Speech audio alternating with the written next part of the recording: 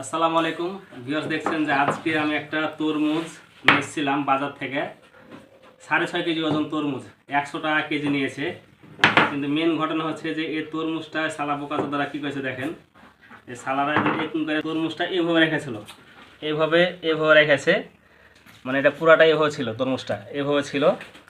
আর সালারা ভংচং করার জন্য মানে অল্প একটু কাটে রেখেছে, মানে উপরটা শুধু, মানে শুধু উপরটা কাটে রেখেছিল। আমাকে শুধু যাদু দেখাইছে, দেখছে ভাই কত সুন্দর লাল টুকটুকা পাকা, দেখেন এটুকু দেখাই কিন্তু আমাকে দিয়ে দিয়েছে। দেওয়ার পর আমি 650 টাকা দিয়েছি, মানে 100 টাকা কেজি তরমুজ। এটা এই 100 টাকা কেজি তরমুজ নিয়েছে। এখন আমি ইফতারি, আজকে প্রথম রমজান, প্রথম রোজা, আমি এখন কায়টা রাখবো।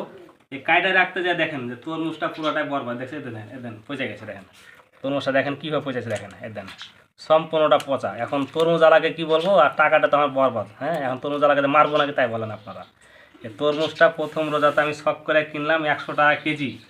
তুমি খাবে, এই খাইতে পারছে না, গন্ধ করছে, সেরকম গন্ধ।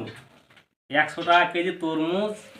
দোকানদার কত বড় বাটপার দেখেন, তরমুজ ব্যবসায়ী কত বড় বাটপার, যে আমাকে ভংচং বুঝিয়ে টুঝিয়ে উপরটা কাটা রেখে, মানে এই একটু জায়গায় এইটুক জায়গায় কাটা রেখে সালা আমার তরমুজটা সম্পূর্ণটা দিয়ে দিয়েছে। এখন তরমুজ আলা কী করতে আপনারাই বলেন। 100 টাকা কেজি, 650 টাকাতে একটা আমার কাছ থেকে ওনারা কম লাইনি, 650 টাকাতে একটা কম লাইনি, বলছি 100 টাকার কেজি একটা কম হলে নিব না। এখন রমজান মাছ নিয়ে এসেছি, কাটতে যেয়ে দেখছি অবস্থা, মানে 600 টাকা আজকে 20 পরে আলা মাছ, 650 টাকার, মানে সম্পূর্ণ টাকাটাই যেন মানে পানিতে পড়ার আগে পানি হয়ে গেছে। দেখেন দেখছেন, মানে টাকা যে পানিতে পড়ে, মানে পানিতে পড়ার আগে কিন্তু টাকা পানি হয়ে গেছে। দেখেন সম্পূর্ণ খালি পানি পড়ছে, দেখছেন দেখেন দেখেন দেখেন কীভাবে পানি পড়ছে, দেখেন মানে টাকাটা সম্পূর্ণ পানি হয়ে গেল। এদেন টাকা কীভাবে পানি হয় সেটা আপনারা দেখেন। এদেন পানি, দেখেন টাকা পানি হয়ে গেছে আজকে। এই তরমুজটা আজকে মনে করেন যে বিষ মরে গেছে, খাওয়া সব আজকেছে, যে দেখেন টাকা পানি হয়ে গেছে।